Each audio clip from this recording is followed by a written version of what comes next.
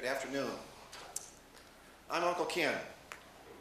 15 years ago, I was asked to travel from Iowa to Canby, Oregon to perform the wedding of Teresa and Lenny. And what a wonderful day that was. Today I've been asked by T to share with you some of her memories. These are a mom's memories. Dawson. Dawson was so smart because he asked questions until he fully understood, and simple answers weren't good enough. He loved to build things and know how they worked. When he was 7 or 8, he had an erector set, and he was building a robot. He got to the battery pack and couldn't figure out the directions. So he decided to skip that step. After he had the robot built, he showed his grandpa. And I heard my dad, who was comparing the robot with the directions, and said, "Oh my gosh." When I asked, he said that Dawson hadn't only skipped that step, he had altered the next few steps to accommodating the missing battery pack. I remember one time Dawson built an X-Wing starfighter, like in Star Wars, out of Legos. There was no kit, there was no directions.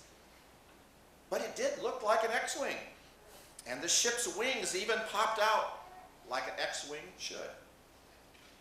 A couple summers ago, Dawson spent 2 days building a rocket board. Now you know what I mean. A skateboard with a rocket engine. He built it from scratch with boards from the garage. He added a broomstick and made a sail out of some material that he had found. All that was left was to attach the rocket engine so that he could give a friend a ride home from school. He was growing up, and in recent weeks he had started saying, "Don't worry, Mom, I can take care of myself." Devin. Devin was my snuggle bug, and he loved life. His smile lit up his whole face. One of my memories of Devin was when he was really little. We were driving and the sun was shining in his eyes, and he kept whining and moving his head to get the sun out. And finally he yelled, "Twinkle star, go away." When Devin was 3 years old, my grandparents came for a visit. All the adults were at my parents' living room talking. And Devin came into the room and he walked up to my mom and said, "Grandma, give me $1."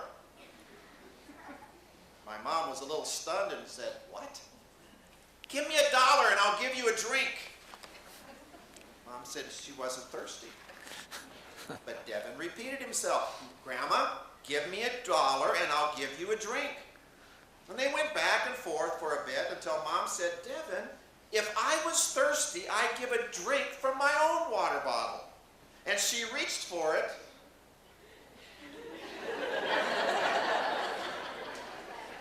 And it was gone.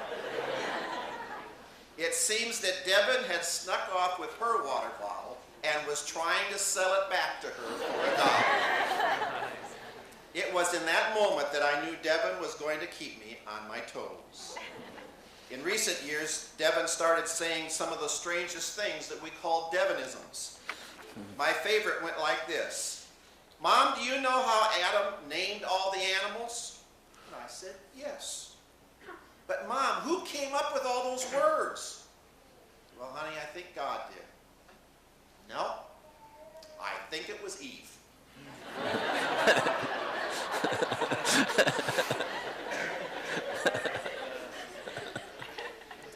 I was telling the boys to help me clean the bathrooms. Devin looked at me and said, "But Mom, the moms in Africa do that." Guess who got to clean the bathrooms all by himself? And finally, this note was found, I think, this week. A note from Devin to Dawson that said this: "You're the best brother in the world, Dawson. And I'm glad you were born aren't because you're the best. Your movies that you make are fun because of all the details.